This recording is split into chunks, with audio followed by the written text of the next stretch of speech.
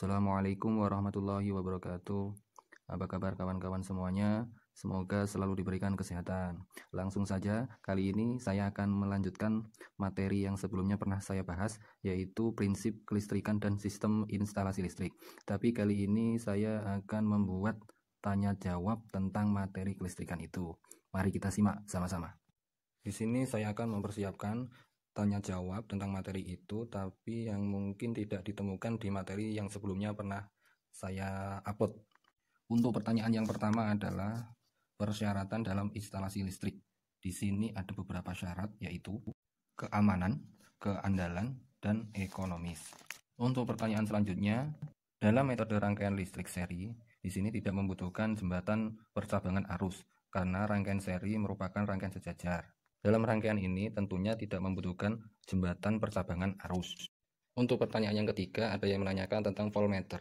Voltmeter itu adalah alat ukur yang digunakan untuk mengukur besarnya tegangan atau benda potensial listrik antara dua titik pada suatu rangkaian listrik yang dialiri arus listrik.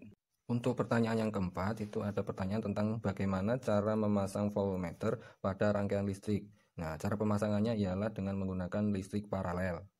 Untuk pertanyaan yang kelima, hambatan yang dirangkai secara paralel akan memiliki hambatan pengganti yang nilainya lebih kecil atau lebih besar. Gitu. Di sini tentunya hasilnya hambatannya lebih kecil. Selanjutnya kita akan membahas tentang rangkaian paralel. Rangkaian paralel di sini bisa disebut sebagai rangkaian berderet karena pembagian beban yang sama antara lampu yang satu dengan yang lain. Jadi kalau ada pertanyaan tentang ciri khas dari rangkaian paralel, yaitu pembagian bebannya sama antara satu dengan yang lain. Untuk pertanyaan yang ketujuh tentang spin control. Spin control merupakan sebuah komponen yang bekerja dengan berputar bila terjadi pemakaian daya listrik. Semakin besar daya yang dipakai, maka perputaran akan semakin cepat. Di sini besaran daya pemakaian akan dicatat oleh meter yang listrik dan bila kelebihan akan dibatasi oleh MCB.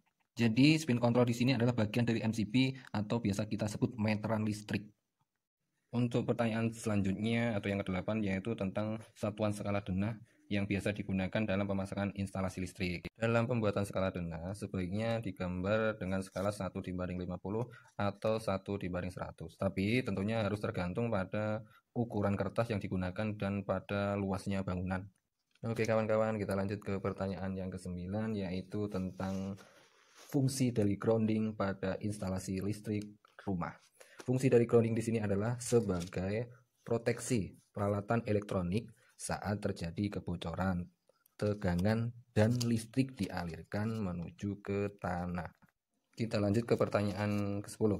Ada pertanyaan tentang alat yang digunakan untuk mengukur besarnya arus listrik. Di sini alat yang digunakan untuk mengukur besarnya arus listrik adalah ampermeter.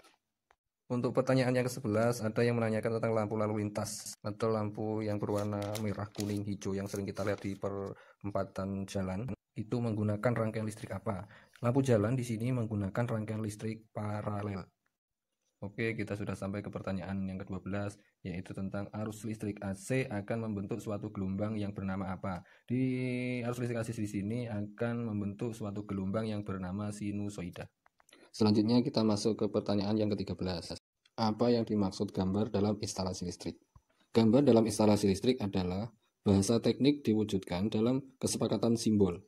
Gambar tersebut dapat berupa gambar sket, gambar perspektif, gambar proyeksi, gambar denah, serta gambar situasi. Selanjutnya, untuk pertanyaan ke-15, ada yang menanyakan contoh-contoh peralatan yang menggunakan arus DC. Ada beberapa alat yang menggunakan arus DC. Di sini saya akan menyebutkan beberapa contoh. Yang pertama yang menggunakan arus DC adalah lampu LED. Yang kedua, komputer. Yang ketiga, laptop. Yang keempat, TV, radio, dan lain-lain. Bisa cari contoh-contoh yang lain.